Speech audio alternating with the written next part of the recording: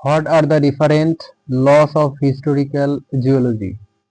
ঐতিহাসিক ভূতত্ত্ব হল ভূতত্ত্বের একটি শাখা যা পৃথিবীর অতীত ইতিহাস ও পরিবর্তন নিয়ে আলোচনা করে। Historical geology is a branch of geology that deals with the past history and changes of the earth. পৃথিবীর স্তর বিন্যাস, জীবাশ্ম এবং শিলা অধ্যয়নের মাধ্যমে অতীতের ঘটনাবলী ব্যাখ্যা করা হয়। By studying stratification, fossils and rocks, past events are explained. ঐতিহাসিক ভূতত্ত্বে কিছু মৌলিক আইন বা নীতি রয়েছে যা সময় ও ঘটনাক্রম নির্ধারণে সাহায্য করে। In historical geology, there are some basic laws or principles that helps determine time and sequence of events. প্রথম আইন হলো ইউনিফর্মিটারিনিজম এর আইন। The first law is the law of uniformitarianism. এই নীতি বলে যে বর্তমানে ভূতাত্ত্বিক প্রক্রিয়া অতীতেও একইভাবে ঘটেছে। This principle states that geological processes occurring now also happened in the past in the same way. যেমন ক্ষয়, সঞ্চয়, আগ্নেয়গিরি বিস্ফোরণ অতীতেও একইভাবে ঘটেছে। For example, erosion, deposition and volcanic eruptions occurred in the past just as they do today. দ্বিতীয় আইন হলো সুপারপজিশন এর আইন। The second law is the law of superposition. এই নীতি অনুযায়ী অনাক্রান্ত শিলা স্তরের সবচেয়ে নিচের স্তরটি সবচেয়ে পুরনো এবং উপরের স্তরগুলো অপেক্ষাকৃত নতুন। According to this principle, in undisturbed rock layers, the lowest layer is the oldest and the upper layer are younger. তৃতীয় আইন হলো অরিজিনাল হরিজন্টালিটি এর আইন। The third law is the law of original horizontality. এটি বলে যে সব শিলা প্রথমে আনুভূমিক স্তরে জমা হয়েছিল। It states that all sedimentary rocks were originally deposited in horizontal layers. পরবর্তীতে ভৌগোলিক প্রক্রিয়ার কারণে স্তরগুলো বাঁকা বা ভাঙ্গা হতে পারে। Later, due to geological processes, these layers may bend or break. চতুর্থ আইন হলো ক্রস কাটিং রিলেশনশিপ এর আইন। The fourth law is the law of cross cutting relationship. এই নীতি অনুযায়ী যে শিলা বা ভাঙ্গন অন্য শিলা স্তর কেটে যায় তা অপেক্ষাকৃত নতুন। According to this principle, any rock or fault that cuts across other layers is younger than the layers it cuts.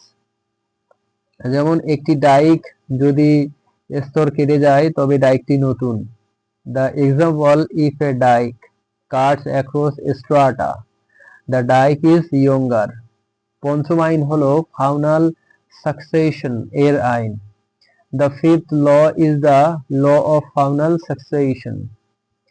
এই নীতি বলে জীবাশ্মের একটি নির্দিষ্ট ক্রম আছে এবং সেই ক্রম পৃথিবীর ইতিহাসে পুনরাবৃত্তি হয় না।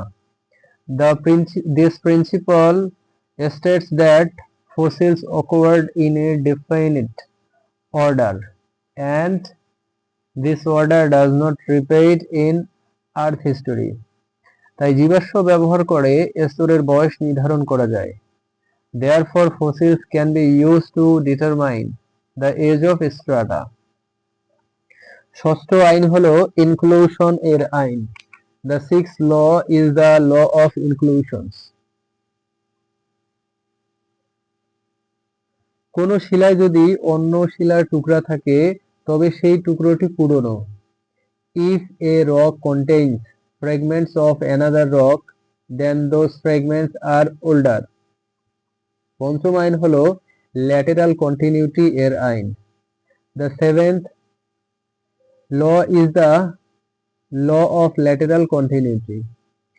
এই নীতি বলে যে স্তরগুলো প্রথমে বিস্তৃত আকারে জমা হয়, পরে ক্ষয় বা ভাঙ্গনের কারণে আলাদা দেখা যায়। This principle states that layers were originally deposited over a wide area but later appear separated due to erosion or faulting. অষ্টম আইন হলো succession of events এর আইন। The eighth law is the law of succession of events. এটি বলে যে ভূতাত্ত্বিক ঘটনা একে অপরের পরে ধারাবাহিকভাবে সংঘটিত হয়। It states that geological events occur in a sequential order. প্রতিটি ঘটনার একটি নির্দিষ্ট সময় ও ক্রম রয়েছে।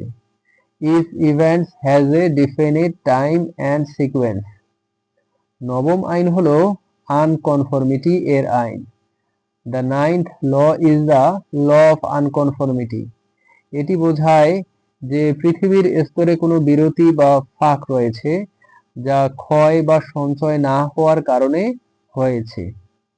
It means that there are gaps in earth strata caused by erosion or lack of deposition. এই ফাঁক পৃথিবীর ইতিহাসে একটি অনুপস্থিত অধ্যায় নির্দেশ করে। This gap indicates a missing chapter in earth history. এসব নীতির মাধ্যমে বিজ্ঞানীরা শিলার বয়স, জীবাশ্মের ক্রম এবং পৃথিবীর অতীত ইতিহাস নির্ধারণ করেন।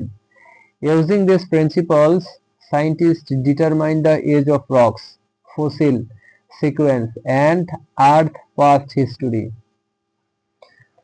ঐতিহাসিক ভূতত্ত্ব তাই সময় নির্ধারণের জন্য অত্যন্ত গুরুত্বপূর্ণ। Hence, historical geology is extremely important for determining geological time. সারসংক্ষেপে বলা যায় এই আইনগুলো পৃথিবীর অতীত বোঝার মূল ভিত্তি প্রদান করে। In summary, these laws provide the foundation for understanding Earth's past.